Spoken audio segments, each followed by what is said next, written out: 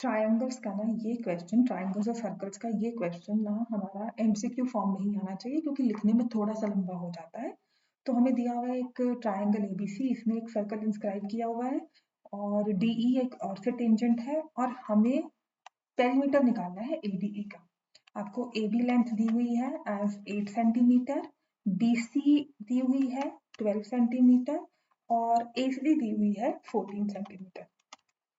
ठीक है ना। तो इसके बेसिस पे बस छोटा सा ट्रायंगल है, उसका मुझे एरिया उसका मुझे पेरीमीटर निकालना है। तो देखो हम क्या करेंगे इस केस में। मुझे पता है tangent from external point to the circle are equal. तो अगर मैं ये वाला पोर्शन लेती हूँ, let me mark this point as P, इसको क्यू और इसको आर।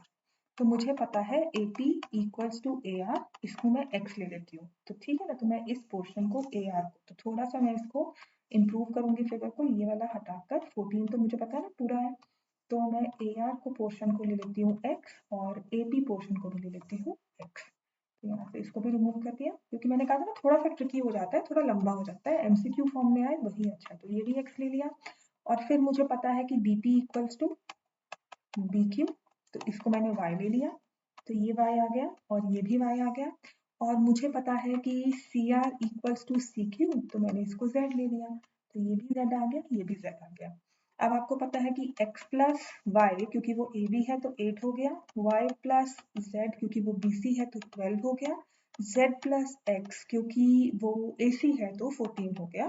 तो जिसको तीनों को ऐड करके x plus Y plus z अगर आप देखोगे ना, तो आपके पास क्या आ जाएगा, 18 12 20 34। उसका हाफ करेंगे ना, 2 बार x आ गया, 2 बार y, 2 बार z, मतलब मैंने इन सबको ऐड किया, तो ये बन जाएगा 2 times x 2 times y 2 times z as 34 और ये आ जाएगा 17, राइट। तो इससे बस इतना होगा कि मुझे AP की लेंथ मिल जाएगी और मुझे BQ की लेंथ मिल जाएगी और मुझे CR की लेंथ मिल जाएगी, जो कि हम सॉल्व कर सकते हैं कैसे। x plus Y plus Z अगर 17 है तो मैं उसमें से y और z माइनस कर दूंगी 12, तो मुझे AP जो कि मेरी x थी वो मिल जाएगी 5 सेंटीमीटर। अब ऐसा एक क्वेश्चन आप बार बार करते हो कि जिसमें आपको ट्राइंगल एडीई का एरिया निकालने को कहा जाता है। I am not looking for these two because मुझे नहीं चाहिए। अंडरस्टैंडिंग इतनी मेरी अब तक बन जाती है कि यहाँ पर एपी का double is the area of triangle ADE. अगर आपको फिर भी लगता है कि नहीं ये सॉल्व हुआ, तो हम क्या करेंगे।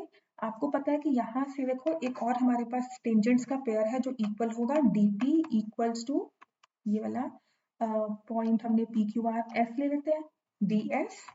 ठीक है, इसको मैं ए यूनिट्स मान लेती हूँ और ऐसे ही S E equals to E are.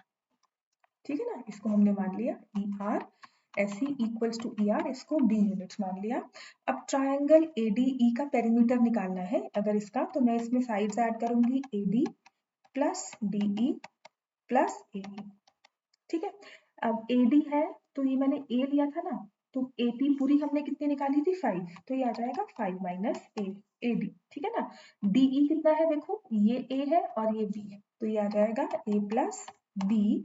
और ए ई कितना है, यहाँ से देखो ए आर भी, देखो ना यहाँ से हमने लिया था ए आर बी एक्स है, तो ए आर भी 5 हो गया, तो ए आर इज ऑल्सो 5, उसमें से ये बी माइनस कर दिया, तो ये प्लस 5 माइनस बी आ गया। देखो ए बी, ए और बी ये कैंसिल हो गए, 5 plus 5, perimeter of triangle A B is 10। मैं तो प्रे करूंगी एमसीक्यू फॉर्म में ही आए, वरना बहुत लिखना पड़ेगा, टेंजेंट्स है, फिर उसके बाद आपको ये एक्स की वैल्यू निकालनी है, देन अगेन इस चीज को प्रूव करना है पेरीमीटर ऑफ ट्राइंगल एडीई को। तो काफी थोड़ा लंबा हो जाता है, पर एमसीक्यू फॉर्म में क्योंकि we are working with numbers तो जल्दी सॉल्व हो जाएगा। इसका आंसर है 10 सेंटीमीटर।